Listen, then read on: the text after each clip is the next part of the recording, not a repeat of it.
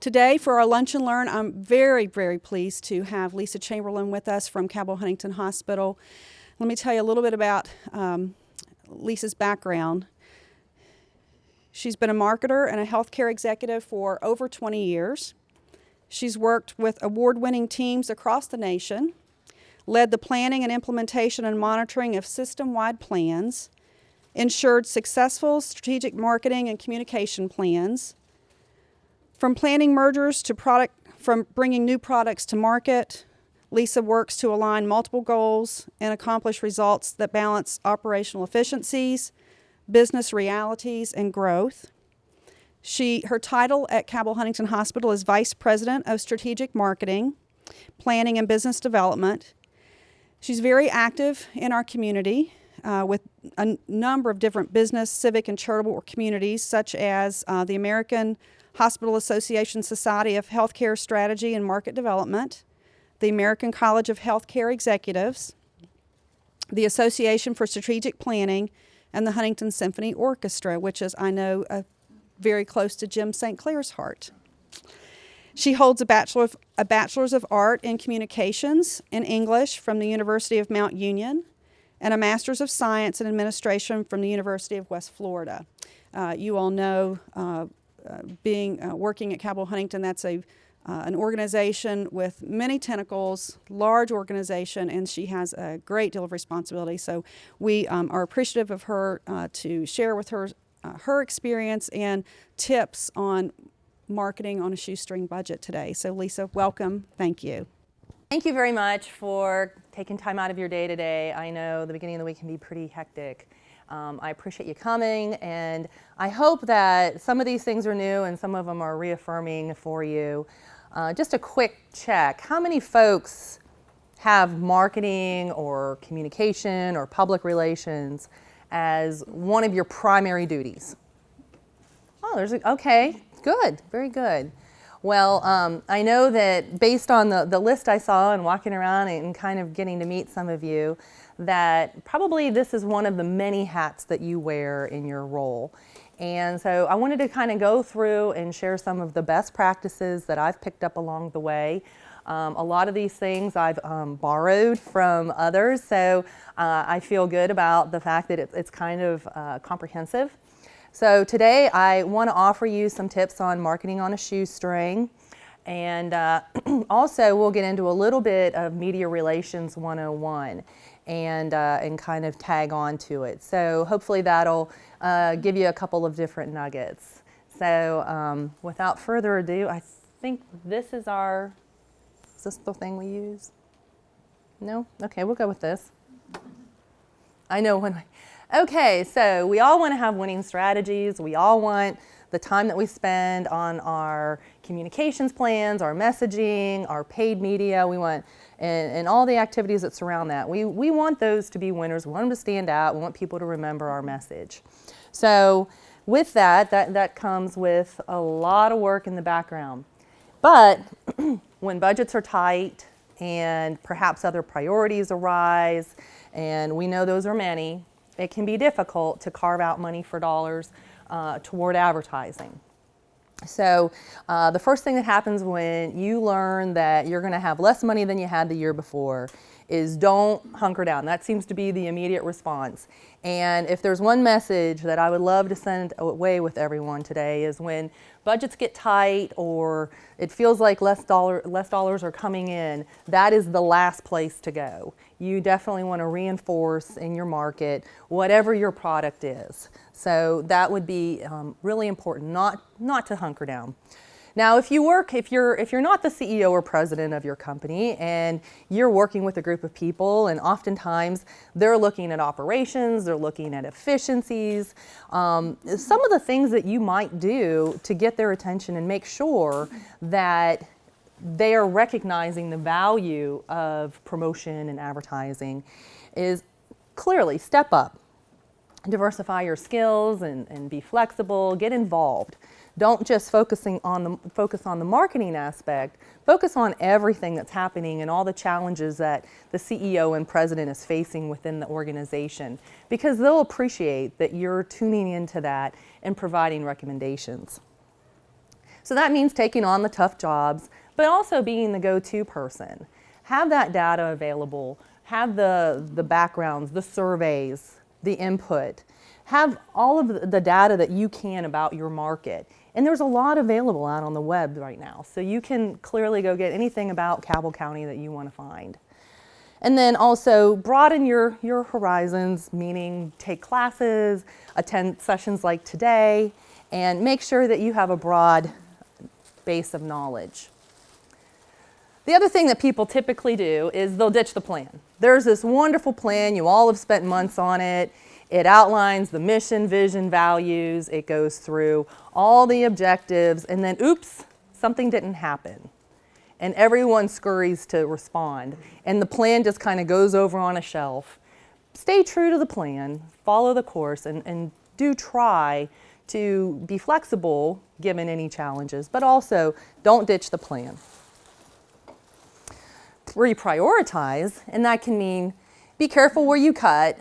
And then there's always the squeaky wheels. If you work in a larger organization where you have multiple products and perhaps multiple services, there's going to be the folks who are always kind of squeaking a little bit louder than perhaps the one that's more strategic. So we'll talk a little bit about how to manage those folks in a few minutes. Always work with your upper level support. Make sure that they're in tune and aware and know the steps that you're taking and the things that you're working on. That's really smart from a couple reasons. It makes it important to them, but then you also have their buy-in, and they don't have to come back to you later and say, well, why did you do that? And then be very focused. I think that it's very easy to fall into the trap of trying to be all things to all people, and when you develop a message or an ad or a billboard, to try and cram as much on there because you know you're spending your precious marketing dollars. Be very focused on one message. So try to clear it out, take the time to figure out what is the most important thing. This is going to be annoying because I have it. So market penetration, I'm going to go ahead and just put all these up here. So what does market penetration mean? There's a few areas that we're going to cover right now, and the first one is market penetration. And what that means is be good in growing your market. And that means sitting down and identify exactly what is it that your company is seeking to do. And of course, stealing customers is never a bad thing. Sometimes, I'll be very honest, Cabell County is relatively flat. We're not growing, and so in order to, if you want to grow your market, you're going to need to move your market, which is a really nice way of saying stealing customers. So if you recognize that most of the folks in our market are also aging, so that's our largest demographic. We have folks who are in that retirement age. But many of the younger folks are likely moving out for maybe other jobs, unfortunately. But recognizing that a market is relatively flat, it's smart to look around and see, what can we offer that's not currently being offered, and think about what need is, do we need to fill. Converting non-users. If you have a product that someone's not using, and I'm trying really hard not to pick on Vicki, but I'm gonna do it.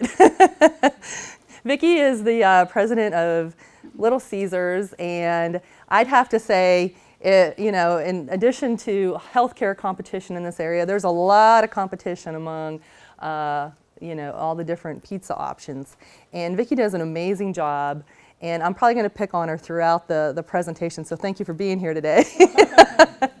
But that is, think about it. If someone doesn't eat pizza, you've got to make it interesting to them. You've got to come up with different toppings and different ways to package it. So that's definitely a way to tap into it.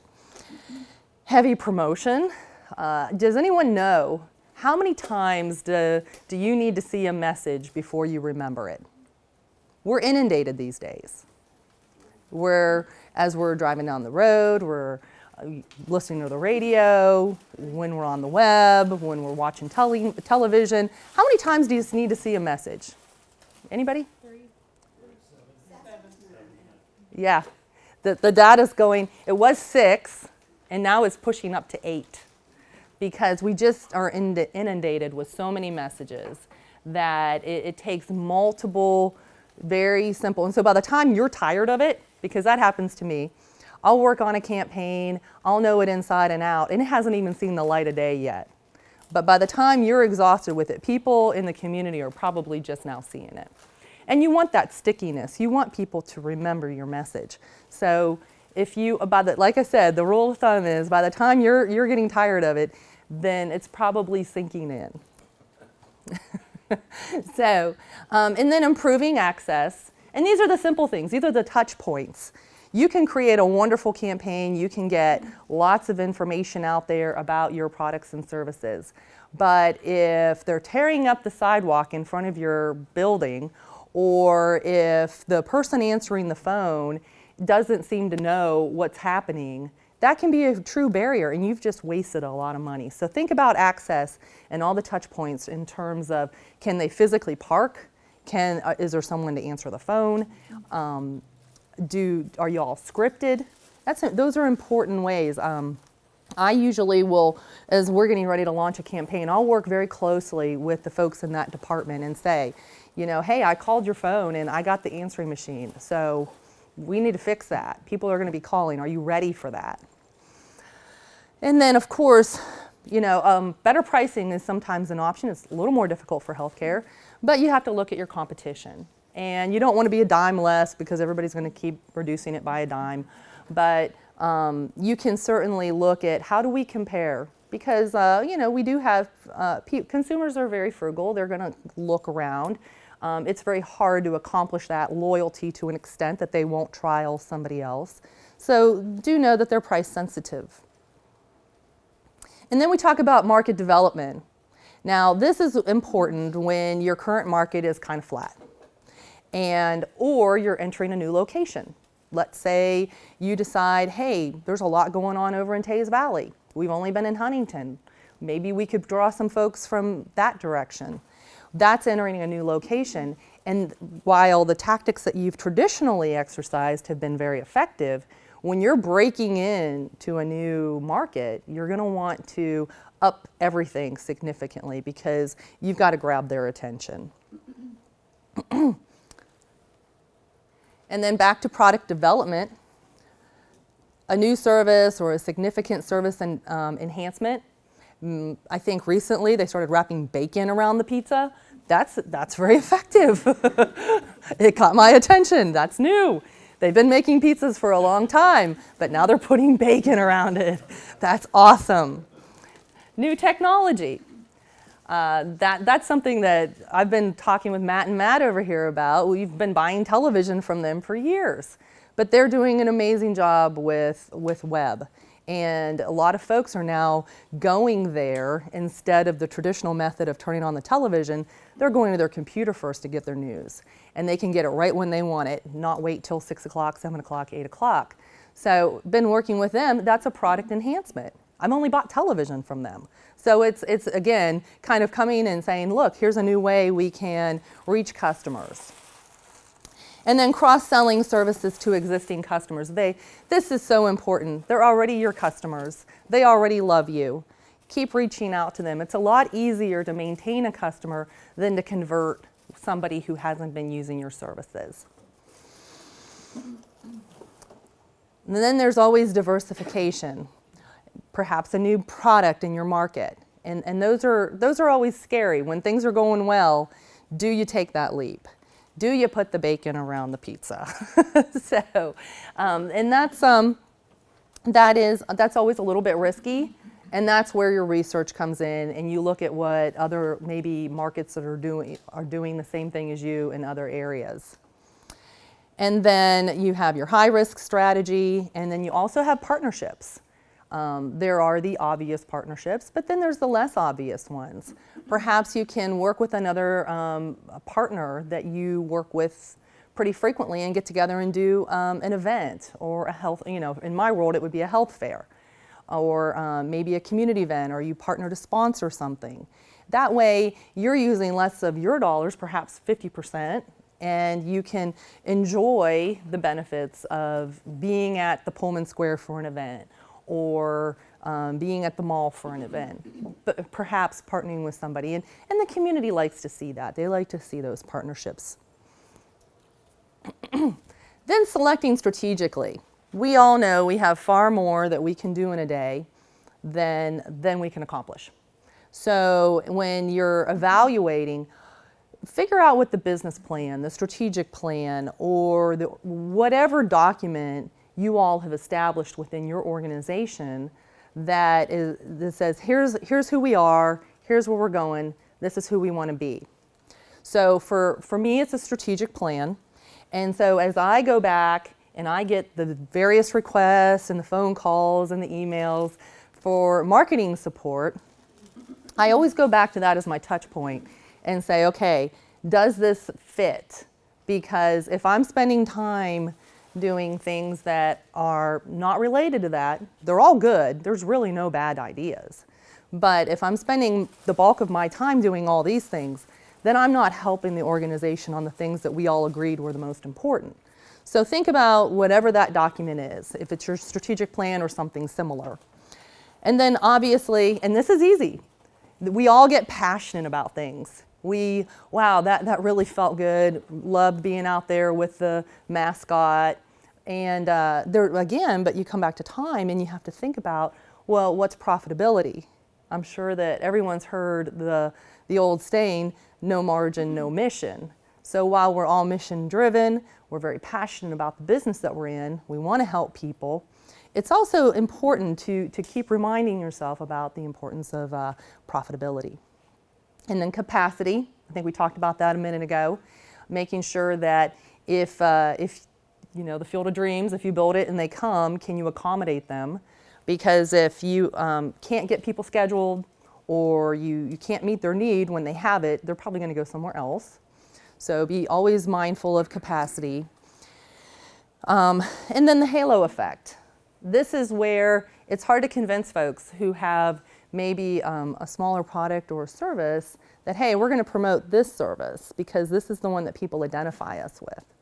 So they have a hard time with that. But the halo effect means all boats rise together. So if we promote our cancer center and everyone realizes, wow, Cabell is really great at cancer services, gee, they must also be good at, so there's the halo effect. And then selecting strategically. We've talked about that a little bit. Cross-selling, making sure, you heard Kathy do that this morning or this afternoon before we started.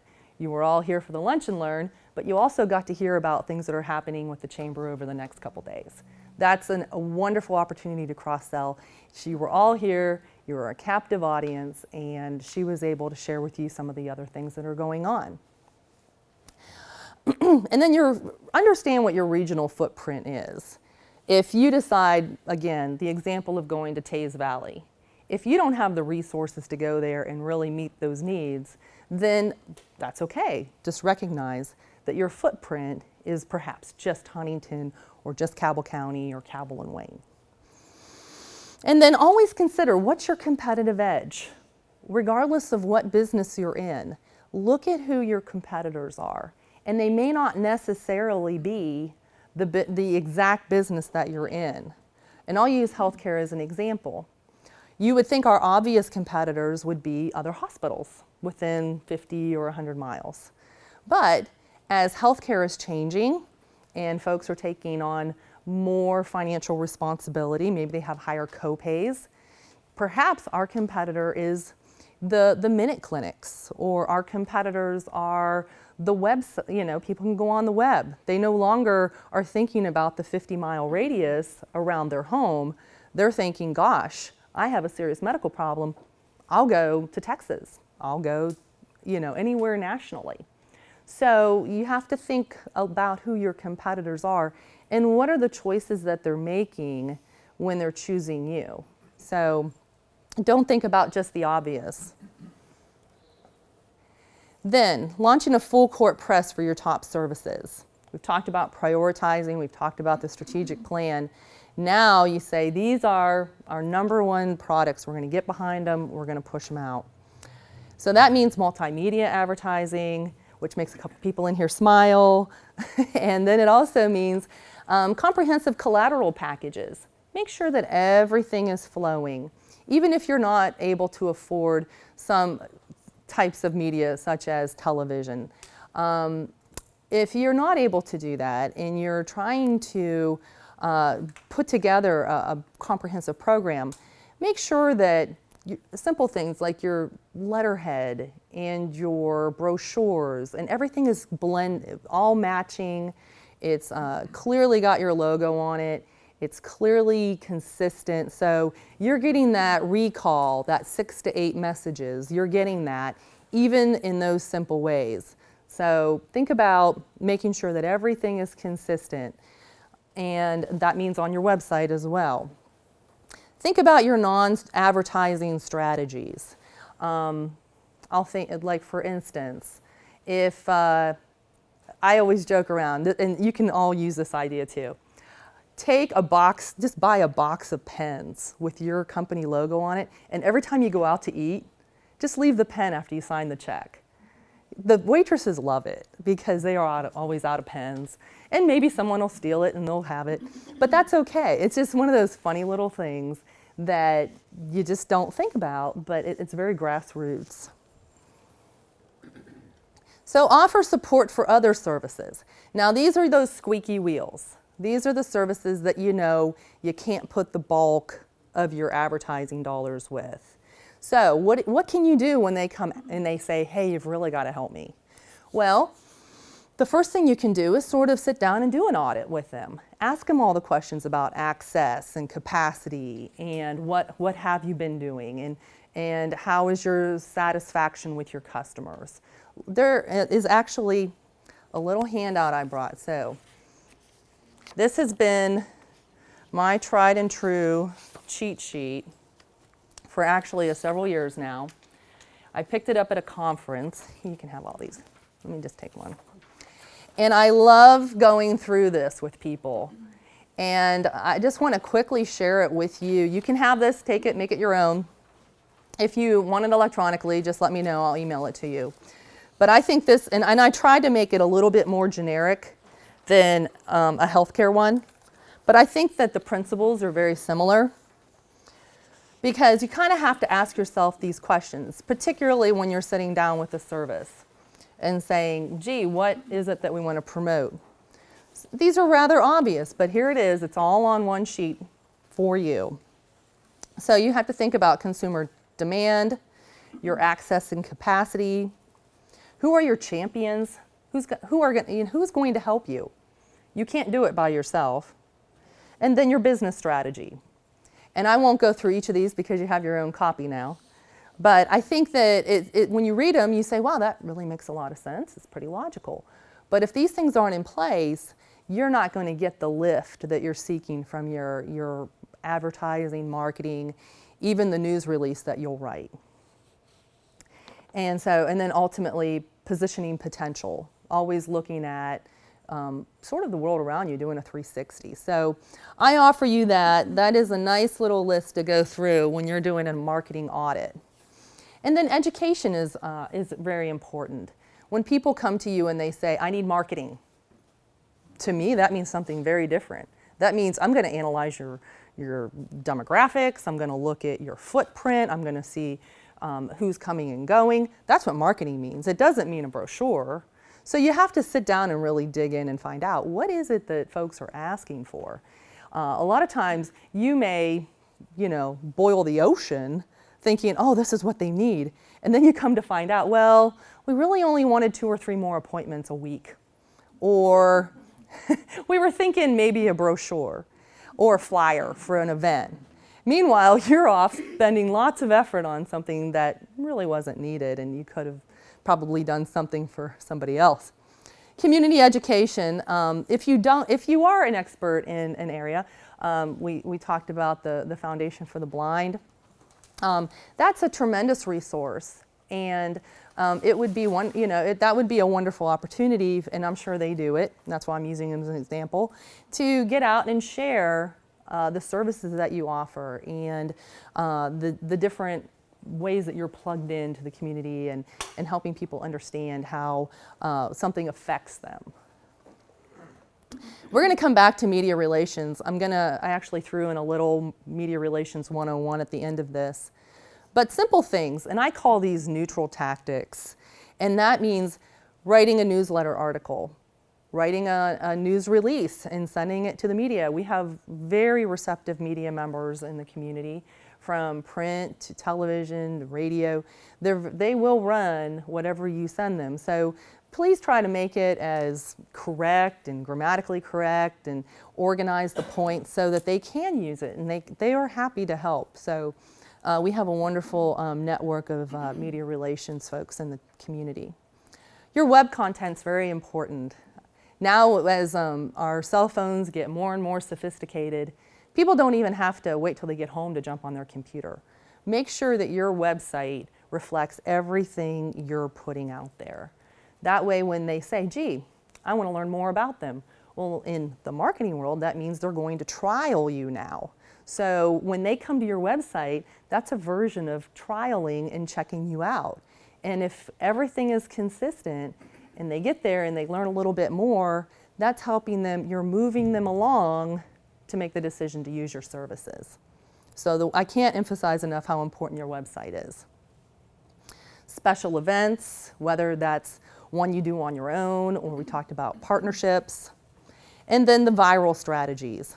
Now, that's not viral in the way we don't want the flu, but viral as in making sure that something is taking off and making sure that when, for instance, social media, you post something, it gets picked up multiple times. So that's probably the simplest example.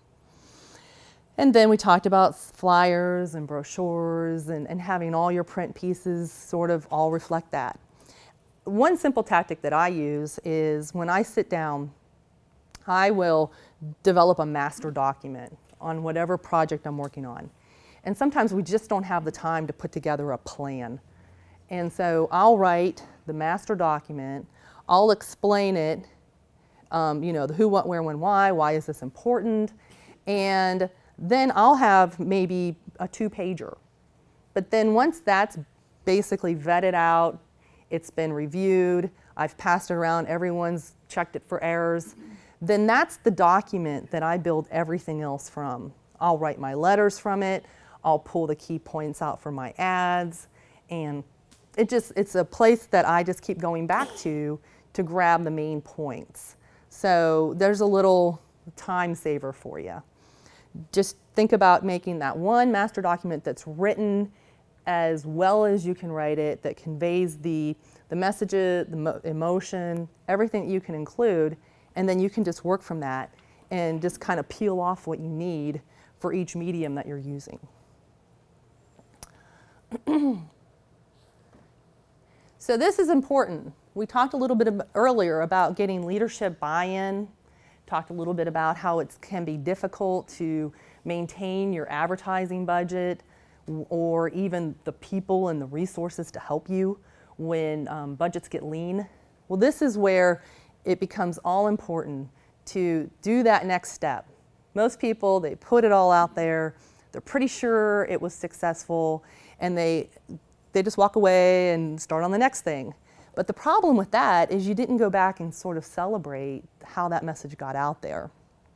And the reason why that's so important is if you can sit down with the person within your organization that holds the purse strings, you can say, well, here's what happened as a result of that. We doubled volume, or we doubled the visits from the same exact time this year over last year. That's important stuff. And so you want to make sure that you're going back and tracking those things and putting those things in place. So if it's a matter of a phone call, talk to the person who answers the phone and say, here's a notepad, just put down a hash mark every time somebody calls. Or ask, how many appointments did you get from a particular event? So think about the metrics of success before you ever launch the campaign. Here's some short-term results. These will be the things that within the first couple of weeks you can go back and say, okay, it's working. You can check on the clicks on your web, number of phone calls that are coming in, referrals, attendance. And that's important because if it's not really moving the needle, you still have time to adjust for that. You won't have spent a lot of money and time on the same message that's just not sticking with people. So take a look at that immediately and you'll see. I can typically, if I run even a print ad on a Sunday, I can go on Monday and I'm going to have a spike in my Google searches. So again, reinforcing the importance of having your website in place.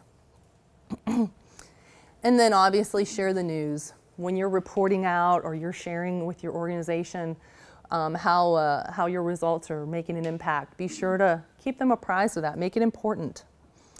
And then a little bit further down the line, you've got your mid to long-term results.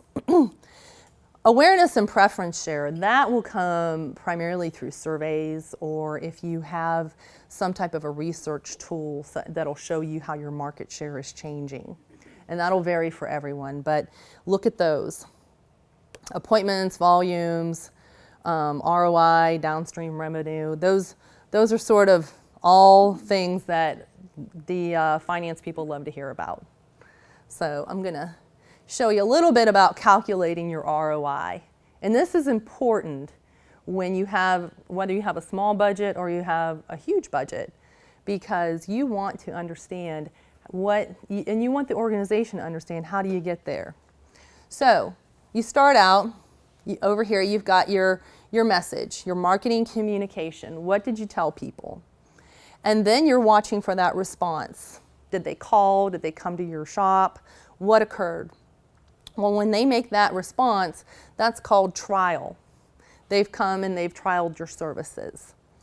So that, for me, it means appointments and volume, which will eventually mean revenue.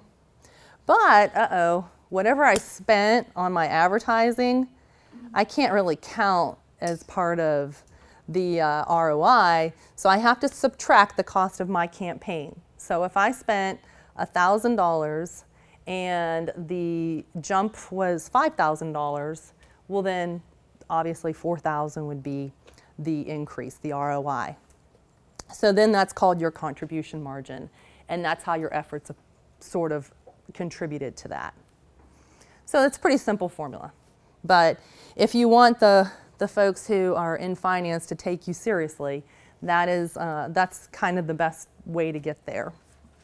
Again, I can't reinforce enough, don't go dark. When things get tough and they're looking for places to cut, definitely do all of the things that we've been talking about to protect your budget. Because if you go dark, those numbers are just going to continue to spiral down. First, I'm just kind of following along here. The things that you want to do when things get tough. Bolster your brand. Be sure that you're hitting your tagline, putting your brand message, your brand promise out there very consistently. Obviously, buy smart. Ask questions. My media friends love me because I constantly push to figure out, well, why is it this much and why would we buy that program versus that program? But definitely think about utilizing your media contacts in every area to help you, but also to build the best package that you can. Just something you just mentioned, I do some contract marketing, and one of the things that I find is that my clients just don't ask me enough questions. Exactly. They really don't. I tell you an example. I'm just getting ready to put out a collateral document to have it printed yesterday. I thought I better go back and check this information. So I went to the telephone number that the client had given me to put on the form, and I dialed it, and customer service wasn't even included in that number. So I'm just saying that as a provider or a buyer, slow down and make sure you cover these things you're talking about. Exactly. Take your time, because it's not a rush. Nope. And that's absolutely true. Every time you get ready to put something out there, call that number. That is one of the simplest things you can do. More than once, I've seen conflicting phone numbers. We'll say, because oftentimes a department within the hospital will have two different phone numbers. And so I'll call both and I'll literally stop the ad until we get it sorted out. what number is it that person's going to be answering and saying, hey, how can I help you? So it can be confusing. And if you can get a cool phone number with like maybe a little acronym that's memorable, then that would be golden. So when you only get to do so much advertising, or you can only get your message out there so often, the one thing you'd want to do is not have too many confusing messages. If you don't get the opportunity to have lots of various campaigns going, one thing you can do is reduce the clutter. Keep your message really simple. People identify with brands. That's how they build loyalty, and that's why your brand is so important. So if you can establish that, then you probably will always do better. A couple of ideas. I think you're really smart to cross-promote. So when you have people in your store, make sure that you've got some of those messages there. That's relatively inexpensive. But I like using the research, using the demographics we can get really, really targeted now, something that wasn't previously available to us, probably within actually the last few years. You can get really targeted online, and you can get with email and specifically placing your messages at places where people with that demo, so maybe it's females 25 to 49 that you're specifically trying to find. Well, you'll align everything that is really showing where are they at, how do we find them.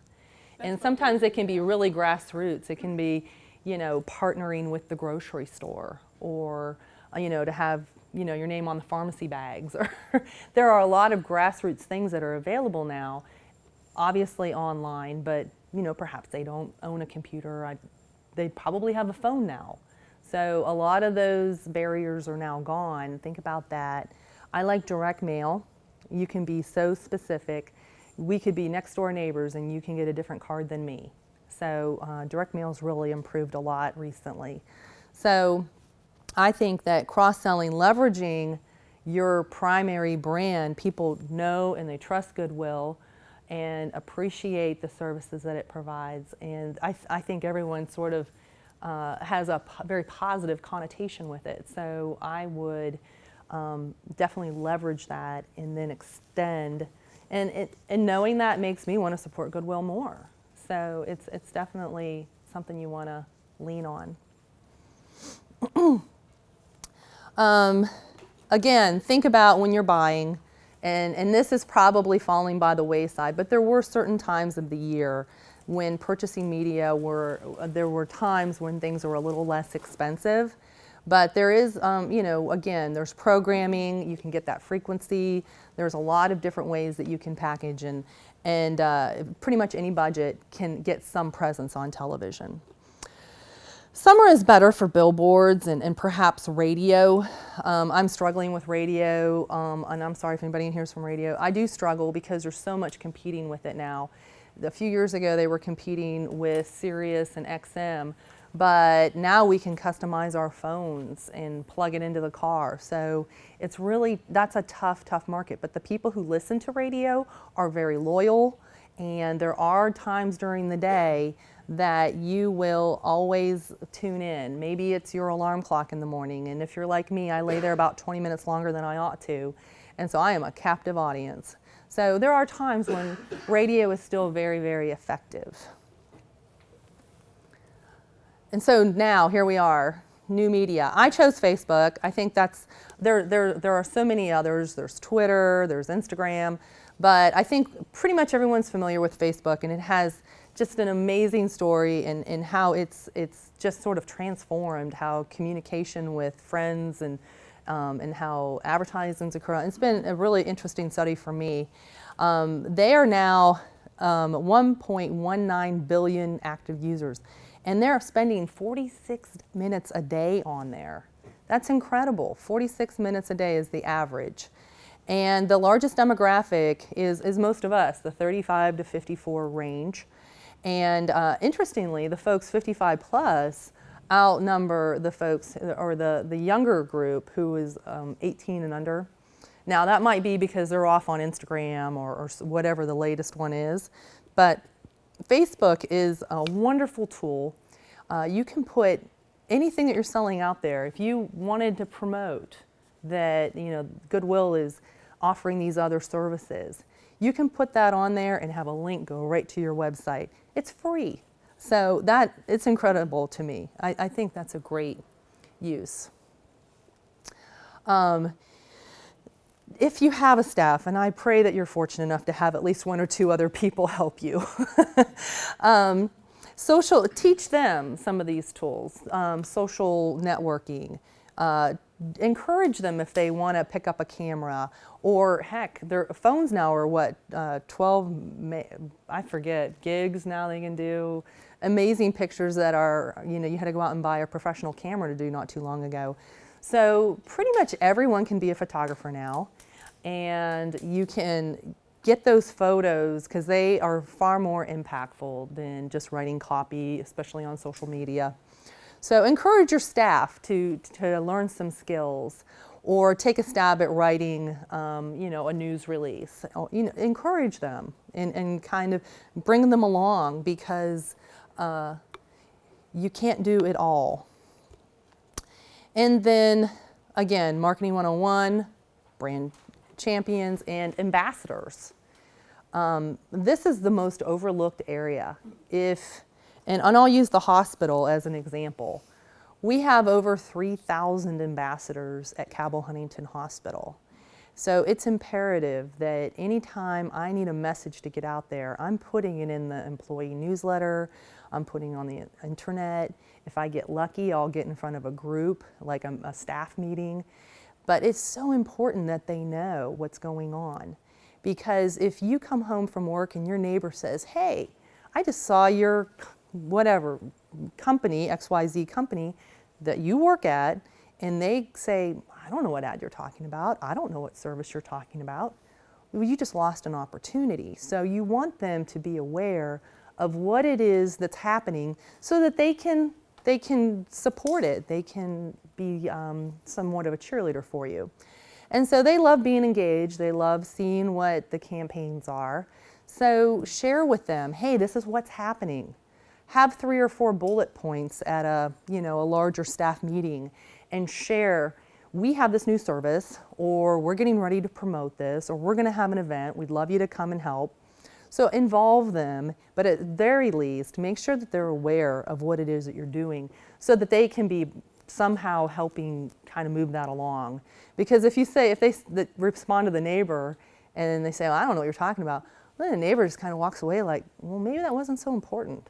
So you want to make it relevant. So these are a little bit more about our consumers. Folks now are saving more, spending less, but they are investing in things that they find important. So maybe that's a vacation or an automobile. There's compromises. So make sure that you are part of that compromise or that choice that comes out. They do price shop. And while they are cost conscious, they're also selective, and they will still make choices that are important, and particularly buying a home. That's a huge decision. So people are still placing resources where they're important, but they're being more selective. And we've talked about this. Anytime that you can be out in the community, I think that is a great opportunity. Whether you're for-profit, not-for-profit, people love, particularly in our area, they love the camaraderie. They enjoy seeing you there. So I can't reinforce that enough. When you are thinking about the shoestring subject, don't be as flashy. People won't notice that as much. They just want to hear your message. So if there is something that you can dial back, don't dial back on your frequency. Just simplify it a little bit. Be sure to reach out, get involved, serve on a board, work with your peers in the community, work with agencies, ask questions, ask more questions, and again, holding the town meetings with your staff. And then if you're able to, think about a community need that you all can get involved with. We've been lucky to work with several different agencies. The Facing Hunger Food Bank we've worked with quite a bit recently. And we enjoy partnering and making a difference in some of the areas that we wouldn't personally be able to get out there and get involved with. So before we stop, and we're going to go to media relations, and I'm going to go really quickly because I think our hour's about up. But I did want to tell you a few best practices. With media relations, this is typically a 3-day class, so I'm going to give you the real highlights. If someone, yes, it's painful, but if you ever find yourself in a position where maybe you have a community crisis, or maybe you've had, think about the Tylenol scare. I don't know, not everyone's probably old enough to remember the Tylenol scare in the early 80s. But prior to that, we didn't have sealed aspirin bottles. We didn't, everyone just blissfully bought their headache medicine. But after that, I'll bet everyone who owned a Tylenol bottle went home and threw it in the garbage can. And imagine the public relations nightmare they must have faced and how they had to work so hard to get back to that. And then again, they're a respected brand today. But at the time, that would have been incredibly hard. I can give you tons of healthcare examples, but to keep this quick, if you ever are approached with a media request, you're likely, as the marketing spokesperson for your organization, you're likely to be out there. If it's good news, you want to use your CEO. If it's bad news, it's you. So that's always sort of the mantra. So what do? Listen to the question. It's very similar to if you ever had the misfortune of being deposed. It's very similar to that. And if you think about it, you don't want to offer more information than you need to, but you do want to listen to them, take a pause, and respond thoughtfully. You always want to come across as sincere. You don't want them to get the impression that you're being evasive. Reporters will interrupt you. They're trying to get you frustrated if they're trying to get a particular story. Don't let that happen. Just slow it down. Don't give personal opinion. You may not have all the facts yet. Don't speculate. Just state what you know. Third-party discussions or blind resources, don't use them. It's not going to help you in the end. It might feel like a good Band-Aid initially, but it will not pan out for you. Never say no comment. You can simplify it by saying, well, this is what we have and this is all that's available at this time. But try to always avoid the no comment. Same thing, off the records, negatives. It's okay, don't do those, but it's okay to have silence. That's better than saying something you wish you hadn't.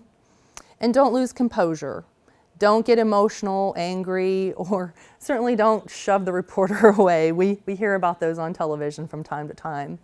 So you have an opportunity when a particular media crisis or a negative story arises.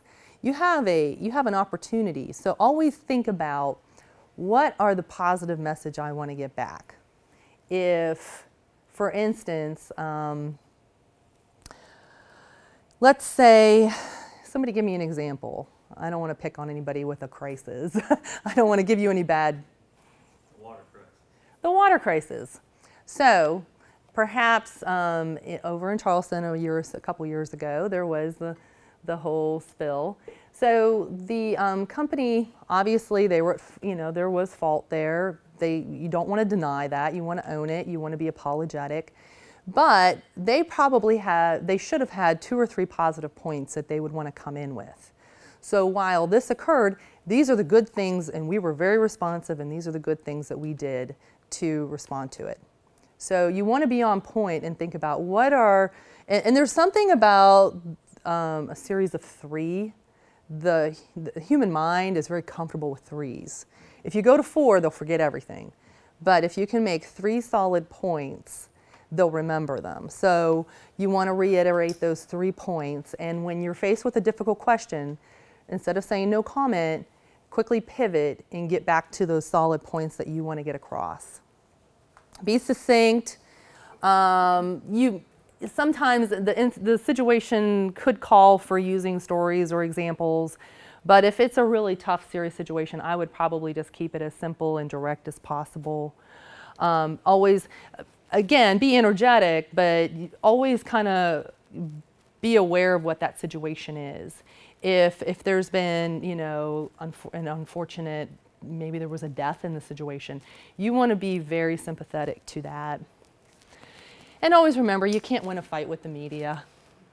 So I'm sorry I went a few minutes over, but I wanted to sort of offer that to you as well, because when you're building your brand and you're, you know, working with a small budget, it would take a lot of money to get back from something that was a negative in the media. So I wanted to share a few of those points with you.